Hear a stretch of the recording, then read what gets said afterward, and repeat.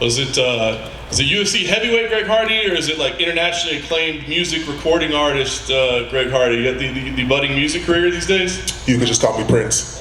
Prince, fair enough. Are you getting into music now? Is this something else? I mean, NFL and MMA wasn't enough? I've been doing music for about 20 years, man. I think I dropped one when I was with the Cowboys. I dropped one before that. And now that I am a part of the lovely UFC, who does not care what I do as long as I represent the wonderful brand in the right way, I'm able to express myself freely like an American should be able to. Awesome. I got a discography to catch up on then. Let's talk about the last one. Obviously things didn't go your way there, kind of a frustrating result. What lessons? I know you're kind of learning at this game on the job, so what lessons did you take out of that one? That one was an on-the-job lesson for sure, man. Dude, I think I have been hearing that some people think that I'm a quitter. That is crazy. You guys have seen me in a full crucifix, my first fight. Did I quit then? 22 days notice, I go to Russia. I fight that guy for 3 rounds. Did I quit then? I'm talking busted face. And over again, Jorgen de Castro, I got kicked like 20-something times. I could barely walk. Did I quit then? So on and so forth. So for me, I think I gotta just keep in mind the lessons are gonna keep coming, and that's exactly what it was, man. I got on the ground, I stuffed a bunch of takedowns after whooping his behind. He did not want to stand up anymore. His game plan was take a bunch of punches, which is a wonderful game plan, and then take me down when I got tired, which I did. And I had to figure it out from there, and that's something that I couldn't figure out fast enough. Yeah. So I took some time and got back in the lab, man. Like a young man's supposed to. Yeah, it's funny that you would say that. I've been hearing people say that I'm a quitter. People have said a lot of things about you, sir. I mean, is that the one that sticks with you the most? Is that you're a quitter? It hurt me. I'm the Kraken. I'm the Prince of War, baby. When have I ever quit on you?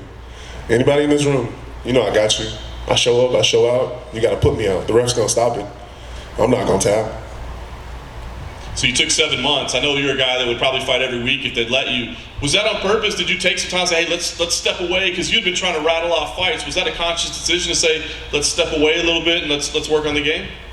Once you're tied for the most active heavyweight in the world, you kind of get the, no, I'm kidding. It was 100% on purpose, man. Like I was saying, once I hit the ground, it was a problem of solving the situation, solving the problem.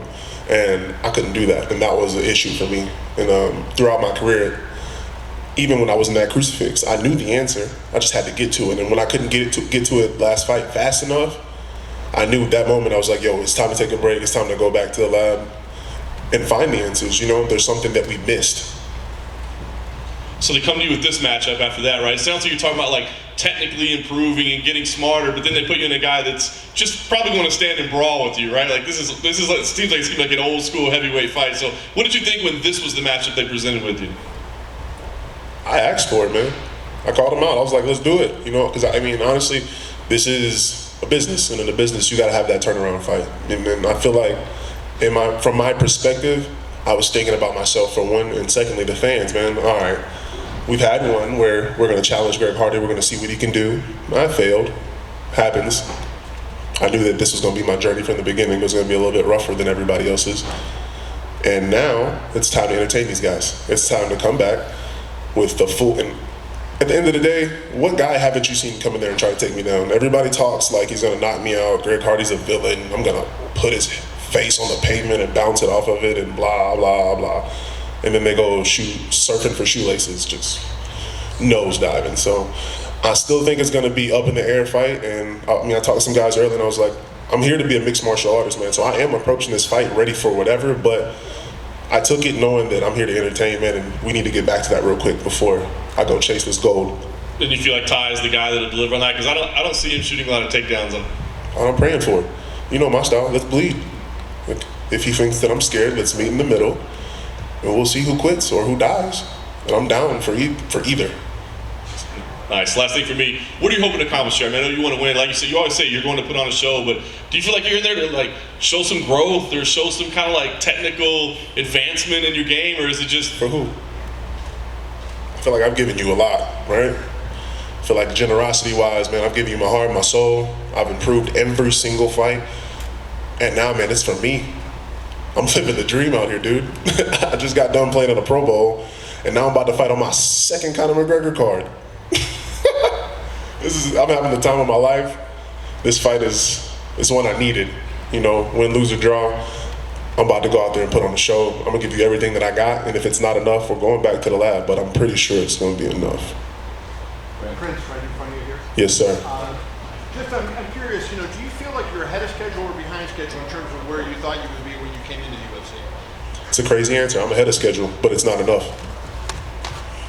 And what are the touch points that you use to mark? Like, are there, you know, things that you point to say this is why I'm ahead?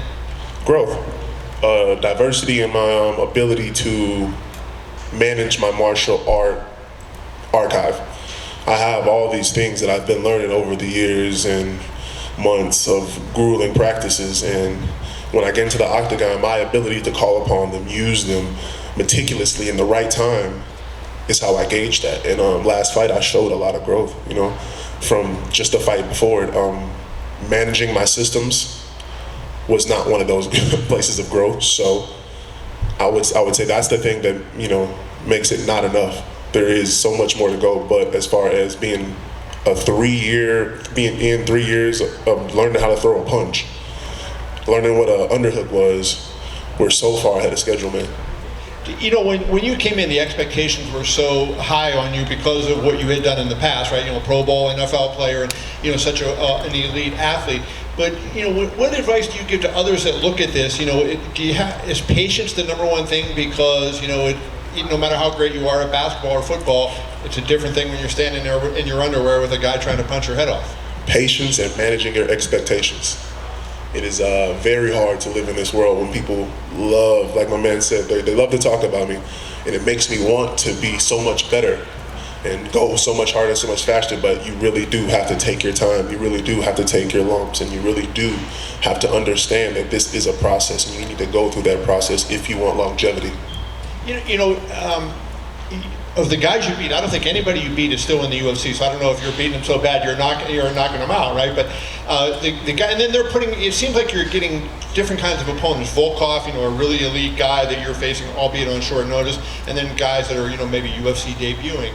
Do you want to get more on a consistent basis where everybody you're fighting is on that level, and that, you know, you're fighting guys that are, you know, in the top 10 or 15, and not just, you know, this up and down that you've had? Managing expectations.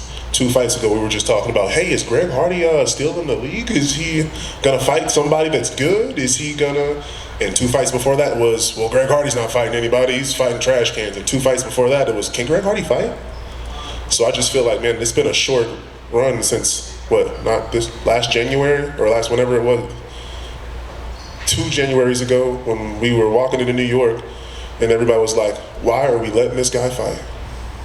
You know, like I said, I'm exactly where I need to be, man, and it really isn't up and down. I'm fighting people that have better records than me, that have more experience than me, that have more ring time than me, that have fought weaker opponents than me, and I'm overcoming. I'm the underdog in every one of these situations. And last thing for me, Greg, or Prince, I guess I should say. Please and thank you. You know, you got it. You know, Dana said there was a fighter, I can't remember who it was, but a fairly prominent fighter that got cut a couple weeks ago, and he was saying, when you can't win a championship, I'm looking for guys that I believe can win a championship. The fact that you're still here, 3 years later after you came in, does that say something to you that they believe you can still become the UFC heavyweight champion? And do you feel that that is in your future? I feel like those guys see that I'm here to work, that I'm articulate, I'm awesome, and I appreciate the opportunity, man. And I'm going to make the most of it. You know, some guys, they go out there and they don't make the most of it. And even if they do sometimes, the business end of it doesn't allow you to do that. And I feel like I maximize on both ends. And when my time comes, I'm not going to give up. I'm not going to go away. Still going to chase that gold. So I wouldn't say that I'm here because they know that I'm here to chase the gold. I think I'm here because I'm qualified as hell. Great. What's up, brother? Are you still training with Rashad? Yes, sir. What do you make of his coming out of retirement, calling for that Logan Paul fight? Bro, he's gonna beat the crap out of. He's been practicing with me, man.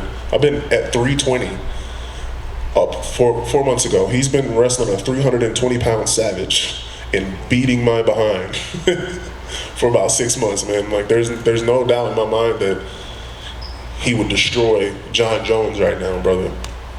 But I think it's amazing. I think that, wow, who says we gotta quit? Like, I'm so happy to be out of the NFL where once you're 28 years old, you're trash. You know? And I know you've said you've eyed a career in boxing after this. Lately, we've seen these massive paydays, even for bare knuckle boxing. We've seen all these celebrity crossovers into the boxing world. Are you seeing that payday, and are you still looking for that after your MMA career? We don't care about the payday, brother. We here. I'm getting paid. Trust me. I don't show up unless I'm getting paid. But first of all, we're not eyeing anything. We're going to boxing.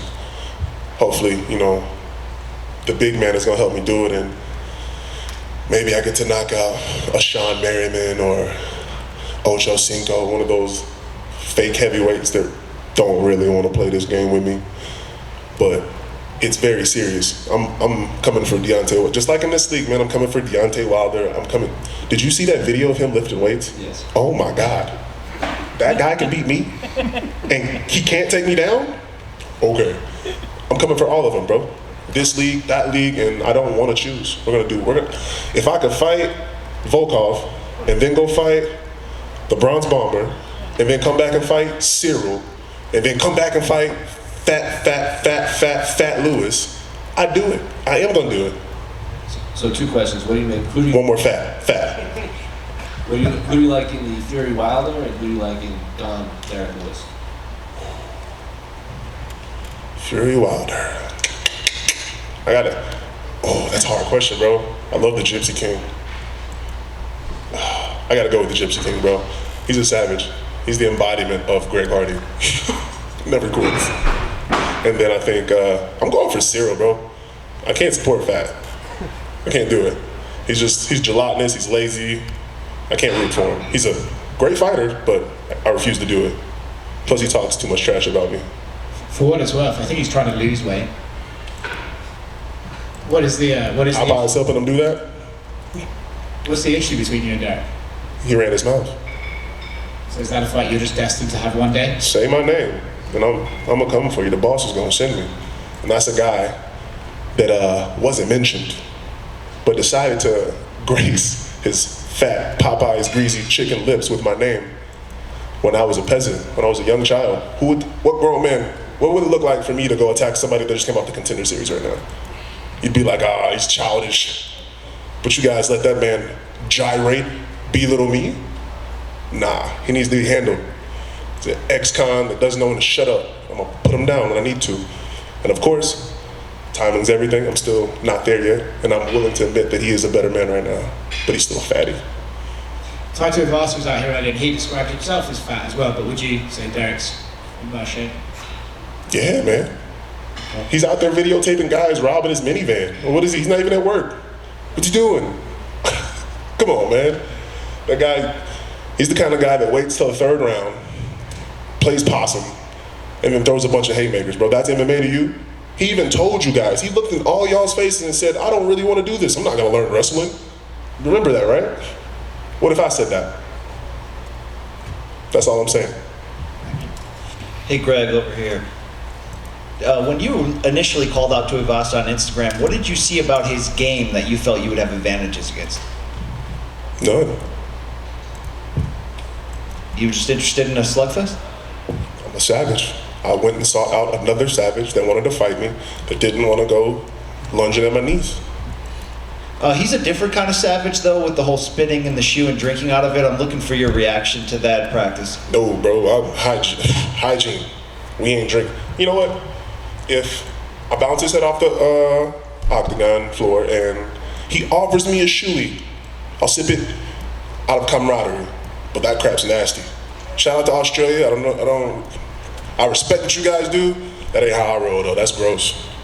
You mentioned the criticism that you've taken at different times by the media. Do you keep specific receipts, either for motivation or to want to come back at the end and prove people wrong? No, that quitting thing just hurt me. I literally just heard it yesterday. I was like, and it wasn't even the fact that, I think Ivasa said it.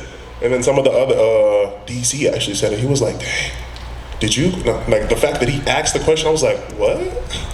And the people believing it is what got to me, really. It was like, you guys have seen me time and time and time again, quarter after quarter after overtime, bleed for you guys.